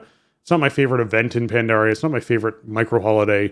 But you know what? For Traveler's Log stuff, I might just do it. I don't know. It's just easy to get. It's a whole bunch of currency. So yeah, it's on my list. Definitely worth checking out. I don't think I've ever actually done this. Really? Oh, man. I put it in 2 years ago or something. This is like the third or fourth year for it. And it was in during Pandaria. Right. But for it to come back as a micro holiday. Yeah. I don't think I've been I don't know. Maybe I should check it out if I remember tomorrow just to see if there's anything that anything for me to wrangle out of that. But yeah, I mean, it wasn't one of the original crop of micro holidays, so it sort of got lost in the shuffle for me. Yeah, this particular event, I think you could get crates, and then the crates would unleash a wave of certain small pets, and I remember all this stuff way back in the Pandaria days, releasing a whole bunch of stuff on the beach. So yeah, no, it's a cool event. It's worth checking out. I'll probably poke my head over, like I said, and then I can talk about it. All right, Hotfixes for the week. Live game. We saw, Death Knights in all specs get themselves some tweaks. Death Knights got themselves some damage boosts, as well as the Avarice class set for Blood. Heartstrike and Blood Boil now deals decreased damage. It's down 10%, as well as has a 5%, not 10% chance to grant Vampiric Blood. So that Blood set got nerfed. However, for Frost, your 2-piece also got itself a small nerf, just minor. And Howling Blast damage got reduced a bit. But your Chill Streak damage got increased by 10%. Your Obliterate damage got increased by 8%. Your Chill Chance to Bounce got increased by 5%. And your Piercing Chill damage got increased by 2%. So as much as they're tweaking the tier sets to sort of scale them back a little bit, they are buffing up some things. They also buffed the proc chance for the 4-piece by 5% for folks that were doing Frost DK stuff. And Holy got buffed across the board. They increased Virulent Plague damage by 15%, Epidemic damage by 12%, Festering Strike by 20%, Festering Wound by 12%, and Ghoul Sweeping Claws by 15%. So you got yourselves a nice big buff across the board for Unholy. These are the types of buffs I like to see, pulling down some of that tier set damage. So there's still cool abilities and cool procs that can happen, but they aren't like, oh, you don't have your 4-piece yet? Sorry, we don't want you because you're just so substantially behind someone who does have their 4-piece that, we don't want you inside the raid. So I'd rather see them bring down some of the tier set bonus damage and increase some of the base ability damage to kind of balance that out a little bit more. So you get the fun procs and the fun playstyle change of having a tier set without it being such a dramatic boost. The people who don't have it just can't compete in any way, shape, or form with people who do. So I think that overall that's pretty good. Yeah, I mean, you want the tier sets to be exciting and cool bonuses and powerful, certainly. But yeah, that concern that you mentioned is definitely real. But it's tricky here too, because we're coming out of a place that's some pretty powerful bonuses, and now we're ramping up into sort of the end of the new content. And so then it needs to be sort of even more powerful. I mean, I feel like they're taking wider swings with these set designs than we've seen since sets came back at the end of Shadowlands. I can only speak to the Prot Warrior one, but it is way more involved and more playstyle changing than we've seen since sets came back. So, there's pressure in a couple different directions, but you don't want people to be completely just in the dust, right? If they don't have anything at all. So that's a tough balance to strike. It is. It really is. Demon Hunters got themselves some nerfs inside Havoc spec, so just keep that in mind. Resto Druids, this is where our all healing increase by 3% came in. However, to my chagrin, they have nerfed the Resto Druid feral damage substantially. Ferocious Bite by 20%, Rip damage by 15, Rake damage by 10, Shred damage by 10. I know it was doing too much damage. And you know why I know it was doing too much damage? Because I felt powerful in cat form as a Resto Druid, which has never really happened before. I've never been in a situation where I was out in the world, I forgot to switch out of Resto spec, I start doing a quest, and a mob comes up to attack me, and I switch into cat form, and I just decimate the mob. And I'm like, wow, that felt really good. That's probably going to get nerfed. Because I shouldn't feel like I should do the damage of a DPS when I'm on a Resto spec. So I understand why it got nerfed. It was definitely higher than it should be. But I am sad because it was really fun. It was really fun while it was in there. I just understand why it had to come down. So yeah. Well, it's funny because they just buffed. They just buffed it. I know. And they went whoopsie. Yep. Yeah, I don't know. I'm like, it can't be like basically as good as just being a feral druid, right? I'm not saying that it was, but like it can't even approach that level. So it does have to be toned down. But like, I don't know. I have a lot of complicated feelings about the support classes, like, you know, specs like tanks and healers having so much damage contribution or having that expectation. It's really not my favorite direction that the game has taken over the years. So, but at the same time, it's that when in Rome kind of idea, right? That is the direction the game has taken. So if you can do more damage, then you should be doing it. Yeah. But yeah, just dialing it back a little for the off-specking Resto Druids. Yeah, it felt so good. It was very strange for me to have that nerf come in and be like, oh, I know this was coming and I know this was needed, but it felt really fun while it was there. So I appreciated the small time in the sun that Resto Druid got, having all this damage cranked up there as high as it was. And it doesn't mean that it's totally gone now. You notice it does feel worse because it is a fairly big drop. All right, Augmentation Evokers. The Shifting Sands will now properly trigger twice when casting back-to-back empowered spells with Tip of the Scales.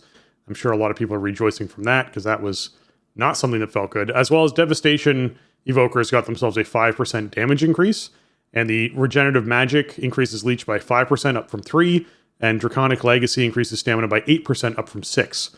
So Devastation getting themselves some buffs. That's something that you were looking for. Okay, let's pop down to Warrior, because I do want to highlight your Warrior stuff that you were talking about earlier. Is that in here somewhere? Well, there's really very little Warrior changes except for some PvP retuning for Fury, which is apparently a style in which you can play Warrior. I've heard of it. Warrior changes have been, Prot Warrior changes have been almost non-existent this whole expand. Like, I don't know. I haven't counted it all up. I would like to see some kind of heat map or like a chart of like which classes have been touched tuning the most? Changes per spec. Yeah. And I would expect that Prot Warrior would be very low on the list of, we just haven't gotten a lot of hotfix changes. So I don't feel like we really need anything, but we haven't been flavor of the month very much of late either. So. Well, let's move into dungeons then. Yeah, this was the big this week. As of yesterday in NA and as of today in EU, this was that big tuning pass that we talked about last week that they said was going to be coming. Yeah. Obviously, this isn't going to be the end of PvE tuning. They're going to continue to tune PvE and class balance for a few weeks here at the very least. But this was a pretty big round, and some specs got hit pretty hard, and some specs got some needed tweaking. And, we'll see how it shakes out. I'm sure as people gear up, there'll be new outliers or new things that need some attention or, maybe stuff that isn't actually performing up to the level that they had hoped as people start gearing up. And then you see a little boost. So, a lot of changes this week for sure. But as always, this is an ongoing process and a never-ending battle. Yeah. Okay, as far as dungeons go, they did get some tweaks and changes and bug fixes. One of the ones I want to highlight is Iridicron. The Timeline Transcendence 100% damage increase now also affects players' pets and summons, even if they are not within Chromie's bubble. Hunters and Warlocks rejoice! You finally get your damage increase that you've been looking for Iridicron. as well as Timeline Transcendence no longer applies onto pets or summons. So you don't actually get the debuff applied. It just applies to their damage. So just keep that in mind. They don't need to have the buff on them. You will just get the damage increase applied to your pets. So yay. It's about time. I mean, pet classes kind of rely on that, right? Yep.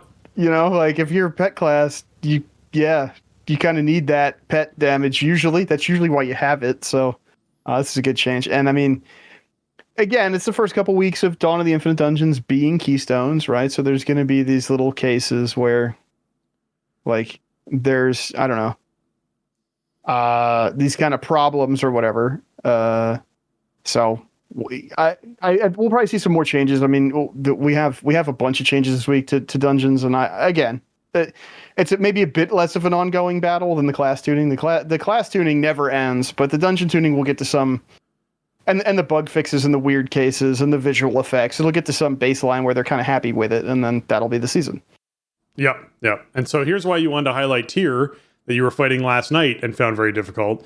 They reduced his health by 15%, and you still felt like he had too much health. Yeah, I think he still has 15% too much health, yeah, I would say. Okay. I mean, maybe not quite that. I don't know. But I brick-walled on 21 Tyrannical Tyr hard last night, and that was after this nerf. The Tyr will now only cast single dividing strike within a sequence of the infinite hand technique. Okay, so he's not just casting it outside of that, so that's nice. He only does it while he's doing the other ability. So that's good to know. Chronolord Dias' temporal breath impact damage reduced by 20%, periodic damage reduced by 15%. That's a good nerf. That's huge. Huge. Yeah. This thing was a tank wrecker from way back, from, when this was a mega dungeon. This thing was so scary, I had to build specifically around it and have, cooldowns like mapped out for every single one and let my healer know, like, when I have that dot, I'm going to be getting trucked. Yeah. It still hurts on Keystone. This makes it so much better. I mean, you still have to deal with it. It's still scary, but you're not just going to die out of nowhere because of, the dot it's like a 10-second dot or something. Yeah. It's horrendous. So this is very welcome. Speaking of horrendous and, oh my god, hard to deal with, the vulnerability effect of Chronolord Dias' Infinity Nova has been reduced to 75% from 250%. Yeah, that's nice. Holy crap, is that ever going to help? That is a huge amount of damage reduced. Yeah, really. I mean, it's 200 down from 250. I mean, again, this might be another thing that is sort of an artifact of the mega dungeon, right? The mega dungeon is supposed to be very challenging. It's not the scalable experience, so you might have something like that because that's good for that kind of gameplay, but it doesn't really work in Keystone. Yeah. Here's my favorite one, which is probably why you were able to do Everbloom last night a little bit easier. Ancient Protector's Dulu's Noxious Charge impact damage reduced by 25%. His discharge damage reduced by 25%. His discharge impact time increased to 2 seconds, up from 1.5. And the visual effect for his Noxious Discharge has been updated. Yeah, I think overall that fight just needs more tweaks, but I'm glad to see that they're doing it because that's definitely going to help when we start seeing changes like that coming in. Yeah, in Warlords, the visual effect on the charge thing didn't really matter too much, because the fight was 45 seconds or 75 seconds or whatever, and okay, you move them out of the way, whatever. When the fight is 2.5, 3 minutes long, and you're filling up the room with all the Noxious Discharge crap, and you gotta be really careful about how you position this boss and where everybody's standing when the charge goes off and everything. So, yeah, good changes. Just that visual information. It's stuff that in older expansions, a lot of times they would just kind of gloss over. We saw a lot of these changes even in like Court of Stars when that was a Keystone a couple seasons ago. Ton of updates to the visuals because they didn't even as a Keystone in Legion, it just didn't matter because the tuning wasn't that meticulous. It wasn't that big of a deal. The whole idea of Keystone Dungeon wasn't as fully formed yet. And now it's like, okay, we want to see where are the hard edges of this ability, like what is fair. If I'm going to try to do this on a plus 20 or whatever, then I need that visual information. So, we've seen this before, and I'm glad they're doing it again. Yeah. Okay. Lady Bahu and her Kirintor mages, or Bahu, no longer trigger on-death affixes in Mythic Keystone difficulties. So you no longer have to deal with having bursting going off while you're dealing with the boss, which is nice. I certainly appreciate that. In Emir Destroy Dreams Hope, the new raid, they have gone through and actually updated a couple of bosses here. They did some Tindral Sage Swift as well as Farak fixes. They also addressed an issue causing barrel charge to hit players standing closely behind Urktos. So if you're someone who is behind the boss and getting hit by a charge, they've now fixed that. It's no longer going to tag you, which is great. As far as Sage Swift goes, we fixed a lot of bugs, and the ride-along disabled on players with the Fallen Feather debuff on Mythic difficulty. So apparently there's some Mythic stuff I haven't actually even looked at for Tindral yet. So that's good to know, as well as the Seed of the Flame duration increased to 5 seconds from 3 seconds in Phase 2 on Mythic, and the Falling Star damage reduced by 15%, and Falling Feathers will now spawn around the boss room, with spawning behind the boss on Mythic difficulty. So that last one actually I think is... So they reduced the Falling Star damage, but then they made a lot more variability about where these feathers can spawn, which I don't think is going to help teams. So that's a curious one about that. So that's probably a fix that they felt that it was too easy and too predictable for where these feathers were going to be. So we'll have to see how that plays out for folks. All right, Farak, they resolved an issue where causing Farak to become unlootable if killed during Shadowflame Devastation in Stage 2. Yeah, I think not being able to loot the last boss would have me be very angry as a raider if we finally killed him. So I'm glad that they resolved that. I mean, aren't you really just there for the friends that you made along the way? Right. Yeah, is the loot on the boss really that important? Look, if Lore Master Cho was there, I would be okay with this. Like, it's just Farak loot. Like, nobody wants any of that anyway. Exactly. They also resolved an issue causing Farak's energy bar to increase too quickly in Stage 3 on Mythic difficulty. So that will be a certain helper for Mythic, although that will also change the timing of everyone who's been working on Phase 3. So just be aware of that. Blaze now hits fewer targets in Mythic. Farak no longer hits all targets with a flame when casting Incarnate in Mythic. And Searing Screams damage increased reduced to 100% was 300% on Mythic difficulty. That's a huge one for a lot of folks. They also reduced the health on the Burning Colossus and Dark Colossus by 15%. So they're seeing teams brick wall on Farak. They're wanting people to actually start to be able to kill this boss more consistently. This is your first wave of final boss nerfs that we're seeing for this raid on Mythic. So we'll start seeing more teams knock this boss over. I imagine we will see more heroic nerfs happen next week.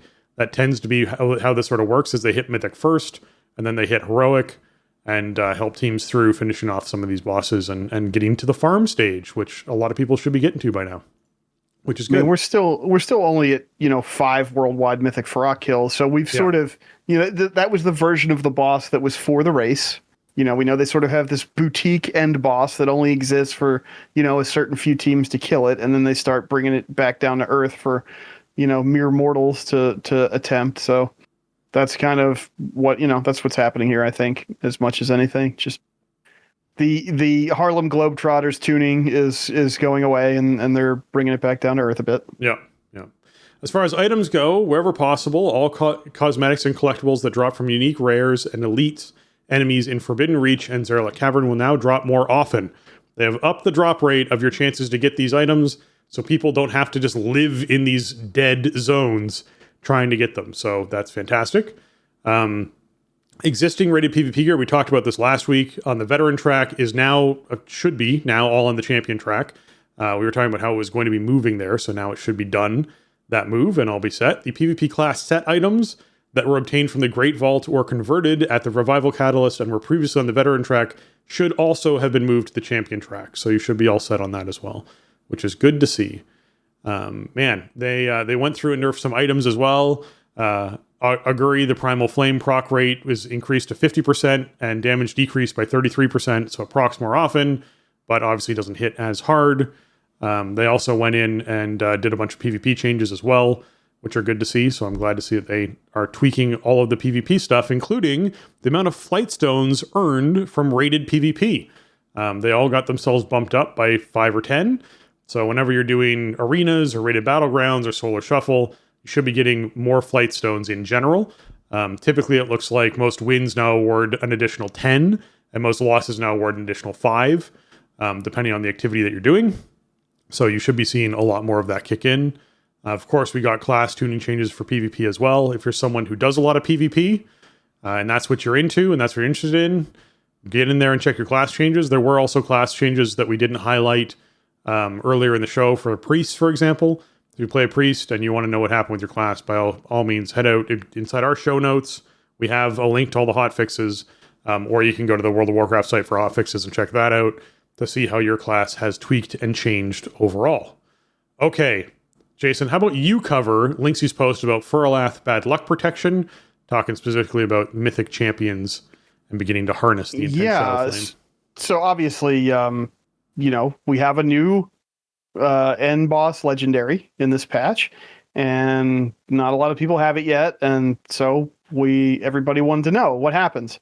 And so Lynxie had an update from the team about how this works, and basically, she said that the way they did the Evoker legendary last season is something they felt like they could improve on. And so that is part of what's happening here. She confirmed that you can earn the item with any loot spec for DKs, Paladins, and Warriors. So any of your strength classes, even if you're in a tank spec or whatever, if your tank spec doesn't hold a two-hander, you are still eligible for the drop, which is awesome to know, especially if you're shooting for like the tank trinket or something from Farrak, right? It lets you have that flexibility. It can be attained on all difficulties, but it's very rare on Raid Finder, which isn't out yet, of course. But when it comes out, it will be obtainable that way, but it will be very rare. And it increases, they say significantly increases in drop rate with each difficulty. Completion on higher difficulties includes the chances from the uncompleted lower difficulties that week. So it's not like if you do heroic, then, I got to go do normal. I better queue for LFR. I still didn't get it. That's unnecessary. Just do the highest difficulty you can do, and then you're done. And then something that is a little bit different that they're doing this time is when you defeat Farrak, if you do not get your starter, you get a greater Ember of Firaloth, which you consume, and it's like sort of this visual representation of your bad luck protection increasing. It doesn't actually do anything, though, because it's the same way that this worked for Nazaro in Aberrus for Evokers. It's just, that just happened, right? You defeated Sarkareth, and passively your bad luck protection increased, and see you next week. This time they give your strength classes an item that you consume so that you feel like you did something. It's just a psychological thing. But there is one kind of cool thing that they're doing, which is the Lesser Ember of Firaloth, which you have a chance to earn from any other boss on Mythic or Heroic, and gives you a little extra bump to your bad luck protection. So it's a group loot drop on Mythic. So if you kill it on Mythic, it's an item that, just drops and you have a chance at it. It's personal loot on the lower difficulties, and again, like very, very low chance, especially as you go down the difficulties. So yeah, I think this is obviously coming in a better spot than the last couple legendaries we've seen. The Sylvanas bow, we talked a lot about back in that era, and that was not a great implementation. Nazaro started out bad and got better, but was unnecessarily weird, and the lack of streak protection from the jump is just inexplicable. This, I feel like, should be relatively obtainable while it's still relevant, because we're getting streak protection and stuff in right away. We have an accelerated LFR schedule for release, so people will be able to get into the last boss sooner from the start of the season. And also these extra bonus chances if you're Heroic or Mythic Raider to up that bad luck protection. Hopefully we start seeing some, really start to show up soon. I haven't seen any yet, but I guess I like that. I think what players would really prefer would be, you defeat him and then you get like the quest starter item or something. And then you grind through, re-clear the raid a few times, get some other mats, maybe do some quests, and, spend some coin. And then you forge this weapon versus, hey, kill this boss every week until you get the thing, and then do some other stuff to actually forge it into a weapon. Like, I think the grind should be back-loaded, You should be able to get started on the grind up front and maybe make the grind a little grindier, even. And don't have that random element tied to like, well, if this thing drops from the boss, then I can start actually doing this. Like, I don't know. I don't know why they're sort of loath to go back to that thing I feel like they used to do, where you just sort of get on the quest and the quest is really long and grindy, but then you know that you're going to finish it and get the thing, right? That's sort of how some of the older ones felt. This is not, it's not as bad as the last one they did, but it's still not, I don't think it's as good as it could be. Fair enough. Yeah, I definitely think that there's always room to improve on this sort of stuff, and you highlighted some pretty good points there about that. So we will have to see what ends up happening with this. I'm with you. I'm in favor of, hey, this should be a system where someone essentially gets an item right away, and it becomes a grind where maybe you have to kill the boss 6 times, whatever it is, and then you move to the next step, and then you get the item that you want. And then, as opposed to it being, hey, kill the boss, get an item, use that item, that'll mean that your chance is now higher to get the thing that you need next time.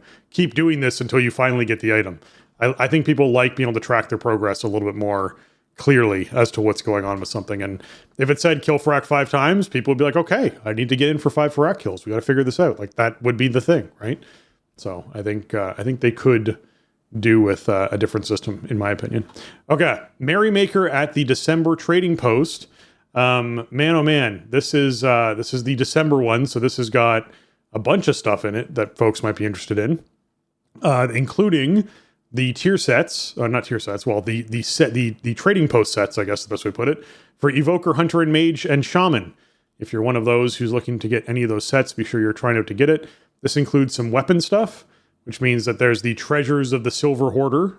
So actually, the staff in the Treasures of the Silver Hoarder is the staff off Farak, only it's silver, not gold. So keep that in mind if that's a model you want. Personally, for me, at all the weapons in this thing, the Tools of Craigwa's Executor just look substantially better than all the other ones, to be honest. I do like the Frost Staff for mages inside their battle armaments as well, but the Shaman weapon stuff just looks rad. I had to pick up Mitzi right away. I just needed to have a reindeer with a red nose. I think that's just absolutely cute. And I do want to point out, this is a little Christmas-y thing. Female reindeer are the only ones who keep their horns during the winter, which means Rudolph and all the reindeer on Santa's sleigh were actually female reindeer, just putting it out there, according to actual facts about reindeer. So Mitzi is totally accurate with these horns. I mean, you would know up there, in the Great White North. That's important information for you to have when you're out in the tundra or whatever you're doing up there. You know. Also, the Crimson Glimmerfur, the red fox, is up in this too. I definitely had to pick up one of those. And then, of course, there's Garlock, and who could turn down a cute little young, one-eyed ogre being all adorable. So definitely also worthwhile getting. The one thing that was like a wild card for me that I saw and I was like, dude, I probably need to get this, is the Scarlet Zealots trappings. Like the whole Scarlet Crusade, like full-on transmog look. That caught me off guard. I did not expect that to be in here. It is totally worthwhile getting. And if you're someone who's like big into Blade Master lore, they not only have the Azure Stones, the necklace, Blade Master necklace, they also have the Thundering Greatsword for you to look at picking up. So the Storm Riders, Stormhammers also look very cool when you're actually using them. So yeah, be sure that you're maxing out your trading post this month to try and get yourself your baby moose. Everyone needs Buttercup the baby moose, so get out there and do your trading post. Yeah, like a battle pet's not the most exciting bonus reward for the month, but the baby moose is pretty cute, and it's got some really funny sound effects that it makes while you have it out and chilling. I bought the Scarlet Zealots trappings right away. Just super cool. It's a chest, cloak, and a shield for $550, which is nice. I also got the Errant Crusader's helm, which is sort of this reskin. It's got some new graphics. It's kind of like the Tomb of Sargeras warrior set helmet from Legion, and just a really cool look. It's very reminiscent of Tier 2 from Vanilla. Yeah. And I had to get the Wildhammer Scouts headgear and the Storm Riders Stormhammers just in case I ever want to just go full Wildhammer Dwarf on something. I feel like it's a very underrepresented archetype in World of Warcraft generally, and especially for player characters. And the lightning effect, you get 2 hammers for 400 tender, and one of them's just kind of the hammer model itself, and it's nice looking. It looks very Wildhammer Dwarven. It's got the big feathers, like the griffin feathers hanging from it, and this big gnarly looking mace. And then there's a version of it that has this like lightning electricity effect on it, like a Stormhammer thing. And the VFX are just amazing on that thing. So yeah, I had to snap that up just in case. I sort of abandoned my dream of getting all the tank class armor and weapon sets because I just didn't really think they were good value is what it came down to. You know, I got the Paladin stuff and I was so disappointed in it that I was like, okay, well, this frees up thousands of tender. I'm still going to get the Warrior one because Warrior. I'm going to get the Monk one because it is actually pretty cool and there's stuff that you could do with it, you know, with other looks. And the Monk is kind of my second favorite thing anyway. So, yeah, you know, because otherwise I'd be pretty much out of tender by now after the last couple months with all the tank classes. But yeah, so I ended up just kind of doing all my shopping right away this month since I had some extra tender freed up that I had been saving. And I was like, wow, there's actually some really nice, you know, kind of smaller ticket stuff for me this month. I didn't go in on the mount or anything, but yeah, I don't know. It's like I'm not really trying to do the whole candy cane sword thing and, you know, that whole idea. Like the Winter Veil Mogs are not really the lane that I'm trying to exist in. So it's cool if you want it, though. I mean, if you're looking for that, there's that kind of stuff here. They really leaned into it with, you know, you can get like the red and white, you know, evening gloves and the cloaks and all that stuff. So if you want to go the full like Winter Veil Christmas Santa kind of thing, then, you know, Trading Post has you covered. It is definitely a look if that's what you want to do. I'm not a huge fan of the Winter Veil looks, so, you know, it is what it is. If you're someone who wants to dive in and cover that, you can. I will say that. I mean, hey, there's definitely a market for it. Like, and if that's your thing, then get in there for sure. Yeah. But yeah, I mean, I think they did a good job with it this month of like that stuff is represented, but there's also this stuff that sort of has no real strong thematic tie to anything else. It's just here's some Wildhammer Dwarf stuff this month. Yeah. The okay. Speaking of transmog, you can get yourself the Sky Captain's Masquerade attire for $15 US or $19 Canadian. If you want to, on the Blizzard store. It is going to leave the store indefinitely on January 1st, 2024. And so if you haven't gotten it by then guess what? You can get it from the Trading Post because it will arrive in the Trading Post, but no sooner than 3 months after it leaves the actual in-game shop. So that's how this stuff always works, which I think is great. I think it's a great system. So if this is something you want, but you don't want to spend $15 US on it, then you can choose to hang on to some currency for when it drops in game inside the Trading Post sometime in, you know, probably May. Right? Yeah, something like that. Well, you'll notice. Do you notice something that this bundle does not include? There's just we don't usually get into stuff that you can buy. Yep. Yeah, there's a reason why I put this item on the docket for us today because I don't really like to like advertise. Okay, this is in the cash shop, whatever. But sometimes there's reasons to highlight it. And the last couple sets of transmog and stuff we've seen included Trader's Tender. Yep. And that was very controversial, and you can go back and probably find those episodes where we talked about it. And I think there's pros and cons to that either way, but overall, the Trading Post and Trader's Tender has mostly felt like a thing that's a reward for playing the game, and I'm glad to see that they put this one in here without any tender in it. And True. It's like, okay, if you want the Mog, and you want it now, you want the whole set, and you just want to have it because you want to be a Sky Pirate, which I understand if that's what you want, you can pay cash and you can have it. Or, you know, it will be a Trading Post reward and you can engage with that system and you can participate in it and you can purchase it when it's available on the post if that's the way you want to go. And I think that's good. Also, this is the first time that we've seen a bundle like this pop up on the store since the Microsoft acquisition closed. So True. I don't know. I mean, I don't know that has anything to do with anything. And they try different stuff with marketing the game and the products around the game all the time. So it may not have anything to do with anything, but these are the reasons why I thought this was interesting enough for us to bring up on the show, because this is a pretty hard 180 from a brand new trend that we just saw over the summer. So, I guess we'll see if this, as time goes along, if maybe maybe they include tender with smaller bundles, right? If it's like, oh, it's just the Risk Corsages or whatever and some tender, well, then that makes it maybe worth buying a tiny little item, and processing a credit card transaction for it. But if you're buying a bigger set where you get a full transmog look, then they don't need to throw something else in to make that like a viable sale item. Maybe it's just as simple as that. And we'll see. It's still, we haven't even had Trading Post for a full year yet, so it's still sort of, we're seeing them experiment with different ways that they incorporate it into the game and into the cash shop and how all that stuff gets marketed and designed around. Yep. Now, to talk about the actual transmog itself, just so people know, it is of like a Delegant, a very high-end looking, you're going to a big ball kind of masquerade look, because it's gold and white and black. So it's very much like a proper dress uniform kind of Sky Captain's outfit.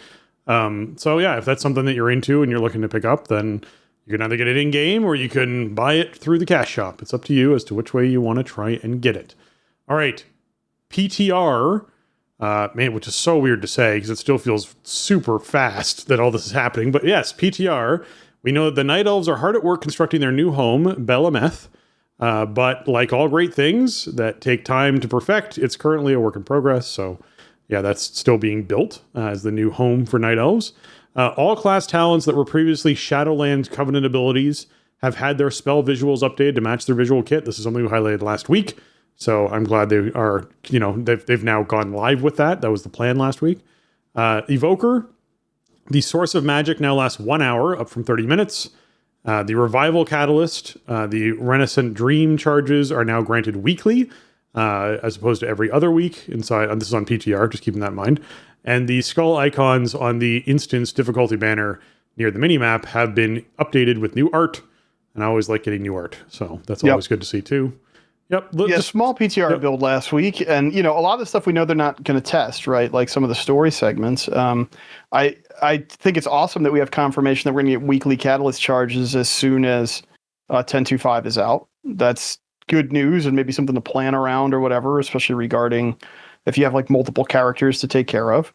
I do want to point out something about the visual change to Shadowlands Covenant abilities. There is a note that they say, based on your feedback for wanting the option to keep the Shadowlands spell visuals, we'll be adding a way to revert these talents back to the Shadowlands visuals in a future update, which I think rules. I mean, I think we even said that when we were talking about it last week or whatever it was. Like, it's exactly could be an opportunity for a glyph or whatever, And I mean, if all that stuff exists, why not incorporate it? If people really like it, then I think having the ability to swap the visual, and then you get into a whole thing of, well, we have like hero talents coming in War Within too. Like, does this maybe open the door to having more cosmetics, around spell visuals, VFX, animations, whatever? I mean, that would be tricky. It seems like it's always the hardest for them to get art out into the world via the game, right? And so that could be a lot, but they've also changed stuff a lot over the years. So maybe, people would want to revert to different looks or, older VFX or something, just out of familiarity, or they're fond of a particular look, or maybe they could, bring in additional looks for VFX as we go. I mean, I think that'd be awesome. That would be, I feel like players would love to customize that, because as much as like what your character looks like in terms of your customization and your gear, how they interact with the world through combat is also a big part of what they actually look like, So that'd be a really cool opportunity. It'll probably just be confined to this for the foreseeable future, but I love the fact that it's just immediately on the table on PTR. I'm with you. I'm glad it's immediately on the table. I definitely understand the hesitation around this simply because there's the opportunity that PvP becomes really weird if all of the spell effects are different for the same spells. We're getting used to like having to learn what 9 different spell effects look like so that for each class, so you can understand or, to learn what an aura in inside instance PvP where it just reverses the default. You absolutely could. Like there's lots of things you can do. World PvP is still edgy, but it's always going to be like that. World PvP isn't supposed to be balanced. It's supposed to be dangerous. Agreed. So, I mean, you bring up a good point, but I do think like there are also tech ways to make that fair when it comes to like a competitive environment. So, but that's more work they have to do. So, it just depends on what the priorities are and what they can afford. I'm sure if they could, they would do everything that we could ever think of and more. Imagine what they've thought of, that they know they can't do. Yeah. And we just see little glimpses of it. Exactly. Okay. Let's wrap up. Let's take a moment here to thank our patrons. I like to take a moment to thank our patrons. They contribute a ton to our show and help us improve on the content we create. Today, I'm giving a special shout out to Alianas, Arajian, Celian, James, Kapawi, Max, Shorel, and Vespin. Thank you so much for everything that you give, as well as all of our patrons. Thank you even to our newest patron, Peter M. Thank you so much for hopping in and supporting the show. We really appreciate it. Thank you, patrons. You're all wonderful. We appreciate everything you give. Our Patreon's live over at patreon.com/thestartingzone if you're looking to find it. And every little bit goes towards supporting the show and supporting the activities around the show and technology for the show and hosting of the show. So it is a great way to support us and make sure that we keep going and keep making episodes every week. Thank you so much, everyone. Absolutely. Thank you so much, patrons. You make it possible in a really tangible and sincere way. And welcome aboard, Peter. Thank you for supporting the show. And I mean, we've heard from so many patrons and new listeners and stuff lately. And it's fun when people are excited about WoW, man. It really is. And I think people are feeling that right now. And it's very gratifying to be doing the show when people are having fun with the game and want to engage with other people about it. You know, I think that's the real benefit of working on a show like this, is having those conversations and having that sort of community around it. It's so much fun, especially when the game is riding high. So thank you, everybody that's been checking in, and thank you, patrons, for your continued support and helping us keep the show on track and delivering what you expect. I don't know how many of you expected like an hour of Season of Discovery today, but I hope you enjoyed it, because I mean, like, sincerely, we're loving it, and I hope even if you're not like a classic player that you're willing to check it out, because I swear you're gonna like it. Yeah, it wasn't quite an hour. Fortunately, we kept it closer to about 40 minutes. But yes, yeah, it was a lot. It was a lot of classic talk for us. But I mean, it's not really like it's vanilla WoW, but it's not classic. Well, that's the tantalizing thing about it. The important thing to me about it is it's an opportunity, and I know we're digging back into talking about it again, so we're probably going to go to an hour. But anyways, it's an opportunity for us to see where the developers' minds are at and what could be coming up in live game. There's no reason why the WoW Classic team who's working on Season of Discovery doesn't influence or have conversations or do something that the WoW Live team looks at and goes, yeah, sure, we should do something like that. Maybe we should look at having, more advanced ways of affecting skills, or, may change our leveling experience so that you can get things earlier on. And if you get this ability earlier on, it feels better. Or maybe there's more accessible tier stuff earlier and there's more better leveling tier sets. Maybe, heirlooms. Get some of these effects attached to heirlooms. Like maybe an heirloom item now has your wrath spell costs no mana and has a chance to proc a free healing touch, right? Just throw these things onto heirlooms so people who are leveling characters, who've already leveled a character, have this advanced experience, or something, other players can get. Like there's so many ways to sort of spice things up that I think it'd be kind of cool to see what they could do with it. And I do feel like the teams do overlap enough to have those sorts of conversations. So yeah, I just think it's relevant to talk about for sure. Okay. If you folks have enjoyed this episode, consider, heading on over to thestartingzone.com and, leaving some feedback there. But a better place to leave feedback is on the iTunes and Apple Podcast. If you leave us a 5-star, that's what really helps us out. Those 5-star reviews, those reviews help boost our show up the charts and help more people find our show and listen to our show. And this one comes in from Silka, entitled Great Information and Entertaining. Says, I've been a listener for a long time with a break when I stopped playing WoW for a few years. When I picked back up in 2020, the first thing I did was look this up again. And to my surprise, it had new hosts. I was super happy with what I found, and I've been listening again ever since. I don't get to play much as much as I would like anymore, but I'm glad I can keep up with TSE and maximize my game time with your help. Thanks for keeping it going. Silka, I'm so glad that you found that we helped you out. And yeah, I guess you joined in. You stopped listening just before we took over. Like it was pretty close to when the handoff happened. So yeah, that's great that you still enjoy the show and that we're able to help you. And I'm very happy to help you get the most out of your game time. So thank you for leaving us the review. Absolutely, thank you for taking time to write in. And the review was really great. It made me smile for sure. And that's kind of the first time I think I've heard a story like that, right? A lot of times we hear like, oh, I didn't know that anybody did the show before you guys. I didn't hear about the show in the Mick and Jesse era or whatever. Like we hear that one sometimes. Yeah. Or we definitely know there were a lot of people who departed with Mick and never came back. It's fine. Yeah. I mean, that's to be expected. But I think this is the first time I can remember somebody saying that they used to listen in the Mick days, and then they stopped and came back, and then it was different, and then they listened to that. They were pleasantly surprised. That's really cool. So thank you for taking the time to share that with us, and glad you're digging the show. And I'm sorry to hear that you don't have the WoW time you would like, but hopefully you're getting the most out of it, and we're gonna continue to help people do that around here. Yeah. So it's always nice to hear, because that's one of the main things that we want to do when we put the show together. Exactly. All right, that's going to wrap up episode 608 of The Starting Zone. If you want to check out show notes for this episode or leave us a comment on the show, you can go over to thestartingzone.com, the official website for the Starting Zone podcast. If you want to contact the show and leave us your feedback or ask a question, you can email us at thestartingzone@gmail.com, or reach out to us on Twitter at The Starting Zone, or you can join our Discord server, thestartingzone.com/Discord, and you can chat with us over there. If you want to get your hands on some TSZ gear, you can find that over at tpublic.com/stores/thestartingzone, or you can just go to tpublic.com and type The Starting Zone into their search bar, and you'll find one of our shirts, and then that will take you to our store, and you can find all of our shirts and all of our stuff, including the tie-dye ones, which are kind of hilarious. I like that the tie-dye stuff exists. I just think it's cool. You can check out all those sweet designs over there, though. And Jason, where can folks find you on the internet? Oh, the best place to find me, as always, is over on Twitter. You can find me over there at Shieldwald, always talking WoW and whatever other stuff I'm doing.